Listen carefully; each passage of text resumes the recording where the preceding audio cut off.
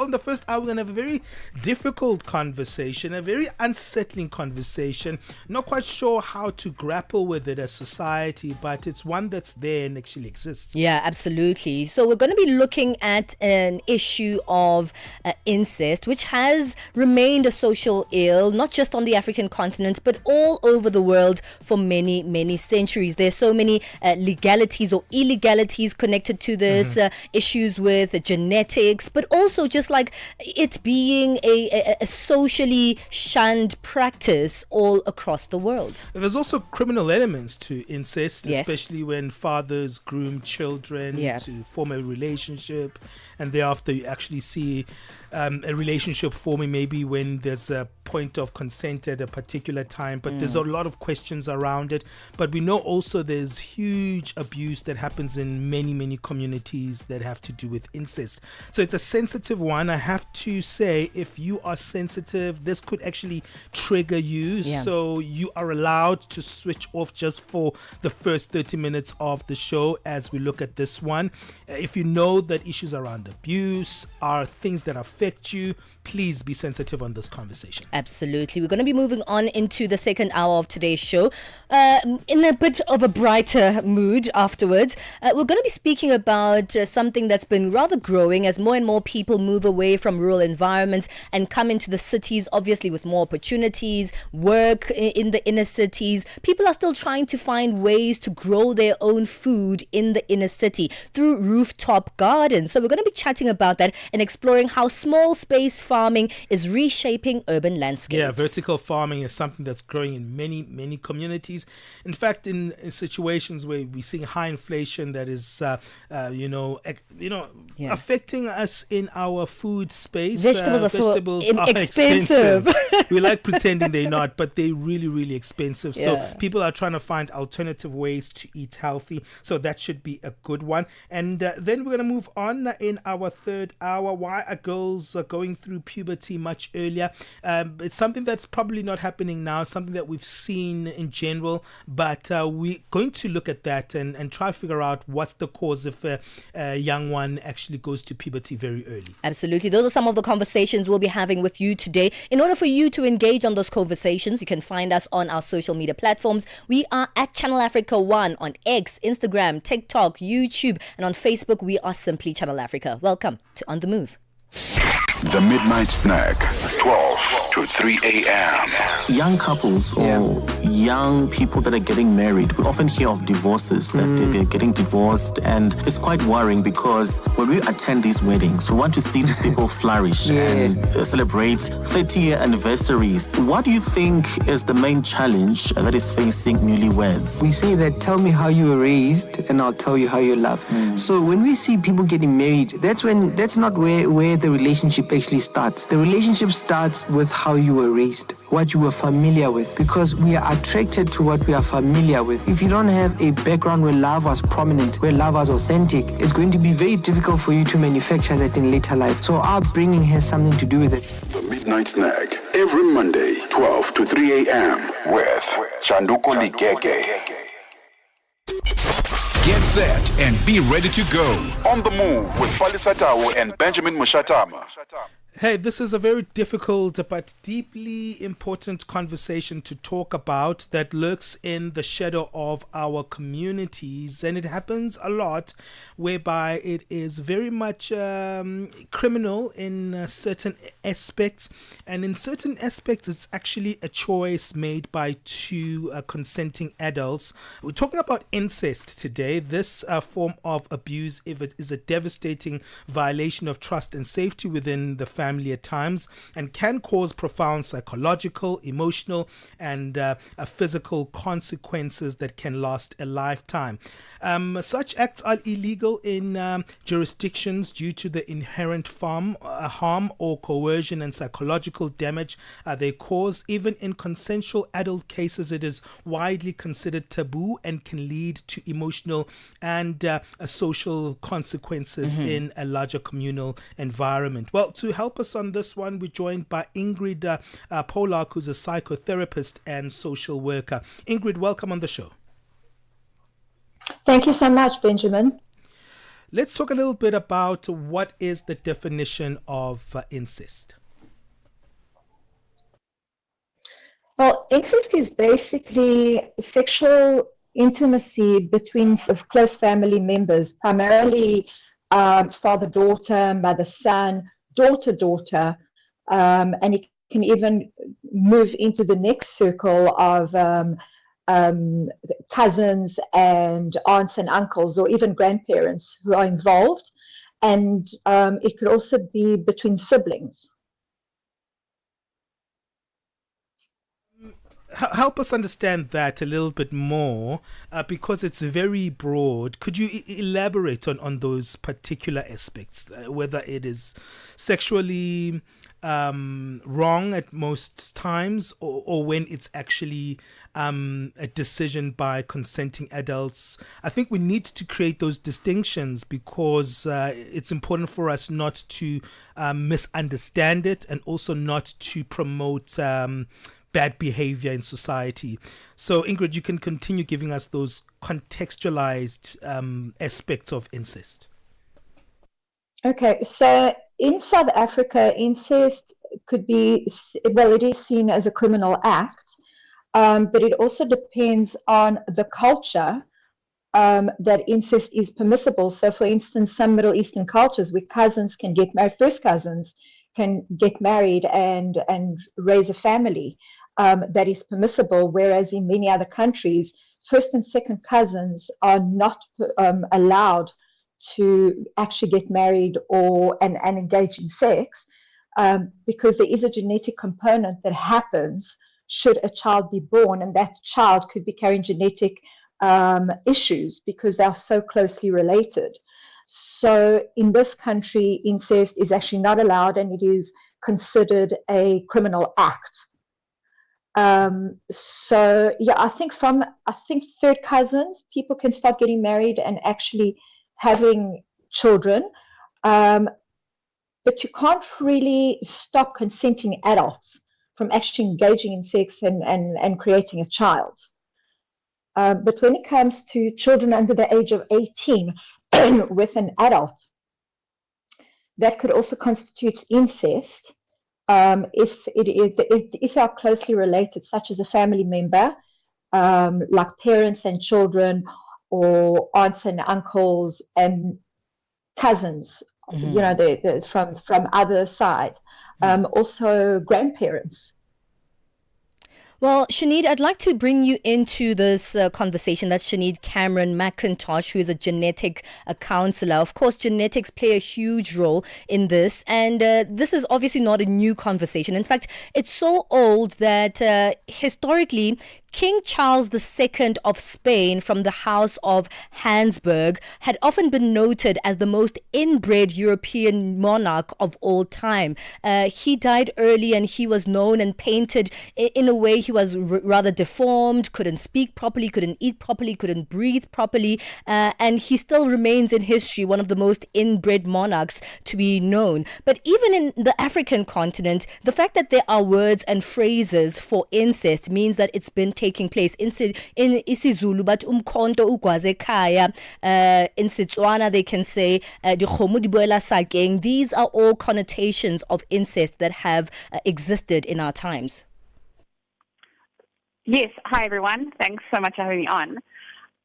So I just want to state from the beginning that the medical and scientific community really aim to be inclusive and non-judgmental in the terms that we use. So we use the term consanguinity instead of things like incest and inbreeding. Can you say that word again, please? Consanguinity is the medical and scientific term that we use because it doesn't have the same, negative connotations. So it's just to try and be inclusive and non-judgmental. Mm-hmm. But yes, as you mentioned, consanguinity has been around for hundreds of years. And, we've already mentioned the Middle East. It's part of the culture that first cousins, second cousins do get married, do have children. And similarly in parts of Africa. So with the genetic aspect, we know that genetic diversity is helpful in keeping a healthy gene population. And what that means is that the more genetic diversity we have, the lower the incidence in general of certain recessive conditions are. So when we talk about our DNA, our DNA is a recipe that we get from our mom and our dad, half from mom, half from dad, and it tells our bodies, what to make and how to make certain things in our body, like our eye color and how our bodies are going to function. So when we see relationships between closely related people, again, first-degree relatives like parents and children, and then secondary relatives like cousins and aunts and uncles, then we do see, in general, an increased incidence or risk of genetic conditions or birth defects. Mm-hmm. I'm not sure if you want me to carry on all these questions to be beyond. Yes, I think I'd love you to sort of explain that a little bit further. How does this inbreeding increase the likelihood of genetic disorders or birth defects? So a lot of the studies are done on cousin relationships. So there's a lot of great studies that happen in the Middle East that we pull the figures from. So internationally, the risk of a birth defect in newborns is 3 to 5%. So that's in non-related relationships. That risk can go up to somewhere between 6 and 10% in first cousin marriages. So it is almost a double, two to two times higher risk when we do see relationships between cousins. There are fewer studies looking at parents and sibling relationships because it's just not as common as someone mentioned. It's generally taboo and illegal, so people might not disclose that is the product of the baby's not the product of those relationships. So what we really look out for is conditions like congenital heart disease, blood disorders, kidney disorders, and then complex diseases such as diabetes and heart disease also do increase when we see relationships between relatives. All right, we're going to take a bit of a break. Thank you for helping us unpack that and start that off. And it's my first time hearing of that term, consanguinity.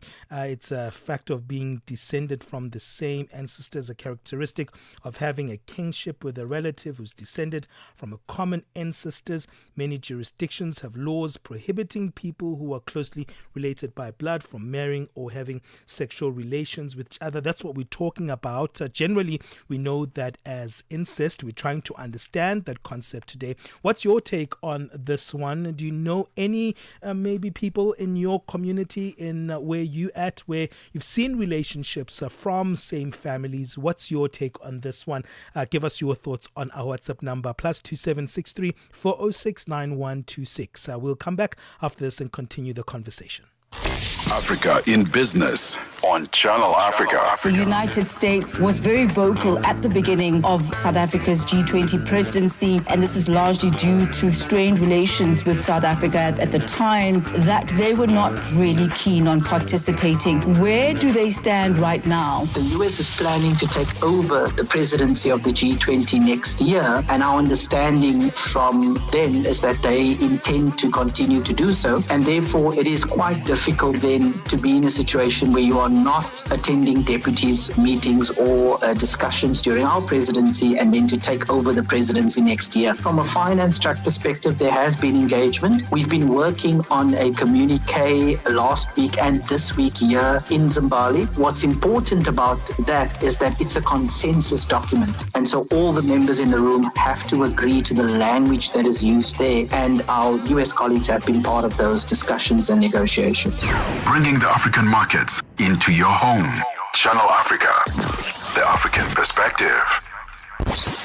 9 to 12 midday, Central African Time. On the move with Palesa and Benjamin Moshatama. It's 21 minutes past 9 Central Africa time. We're having a really deeply, concerning issue. It is concerning or misunderstood issue in some areas of the world. And once again, we'd like to put out a trigger warning because in some instances of this conversation, there might be underlying tones of abuse or sexual violence. We're speaking speaking about what is commonly known as incest, and as we've also learned, consanguinity is also something that can be named a more non-judgmental term that has been put in place for the term incest. And we'll continue to unpack this particular conversation with our experts of the day. We're speaking to Ingrid Pollak, who's a psychotherapist and social worker, as well as Sinead Cameron-Mackintosh, who's a genetics counselor. And let me come back to you, Ingrid. We have stated that there might have been underlying tones of abuse or sexual violence in conversations of incest, particularly if we are looking at an older family member who is in a relationship or sexual relations with a younger family member. Let's briefly unpack that. Okay, so what is your question? So I'm saying, would there be underlying tones of abuse, even if there is a consensual incest that takes place between perhaps an uncle and a child, a father and a child, even an aunt and a child within that same family landscape? Well, often there isn't consent per se, especially when the child is under 18. From about the age of 18, the child can consent, but even then, there is an element of abuse because that particular child has been, they've been groomed into having a sexual relationship with a much older family member, such as an aunt or a parent or a grandparent. And So I would like there us is to an unpack, element of an abuse. apologies there for coming in. I would like us to unpack the nature of grooming, because many people might not understand. Obviously, once that particular child is of consenting age, they're like, well, yeah, this is what I'm choosing. I'm in love with this particular older family member. But many don't really understand how grooming really works.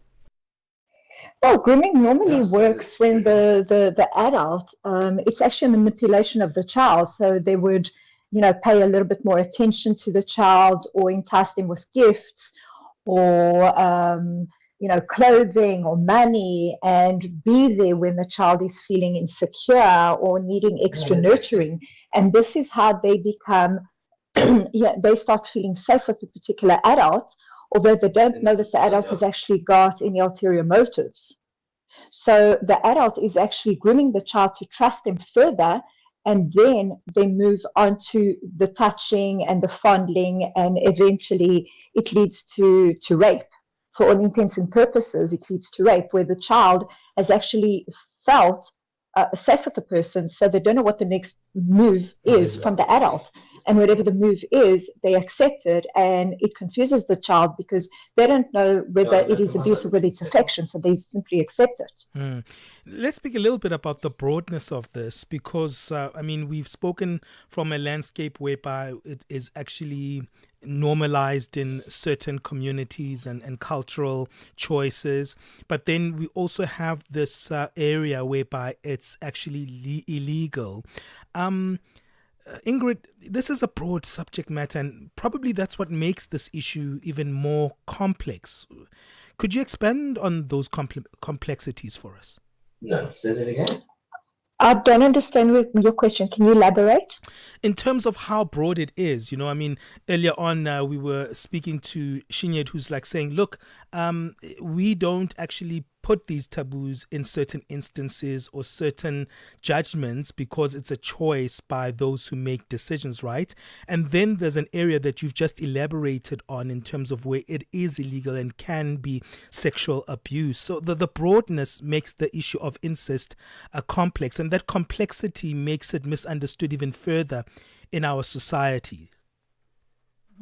So in other words, the complexity is when the child is under 18 and the adult is 18 and over. I'm just saying in general as well, yeah. Yeah, so if it's between two consenting adults, so if the adults are 18 and 18, then there are two consenting adults or older. But if the adult is 18 and the child is under 18, then it's considered rape. And therefore it becomes an illegal matter and a criminal matter if it is found out. I'm sure there are lots of cases where, it's been consented between a 16-year-old and an 18-year-old brother and sister, and then the little girl falls pregnant, and it just gets swept under the carpet, and the baby's born, and it just carries on.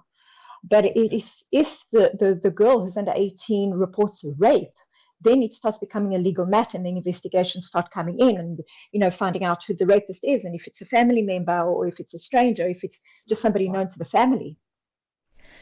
I want to come back to you, Sinead, and speak a little bit about genetic counselling, because, I was seeing a show, there's a South African show on TV where people who are related fall in love, and they tell their family members, hey, we're in love and we'd like to get your blessing to continue with our relationship and possibly even get married. If a couple like that, and perhaps maybe they're first or second cousins, or maybe even half sister or brother, in that instance, how does genetic counselling work if they would want to have children together?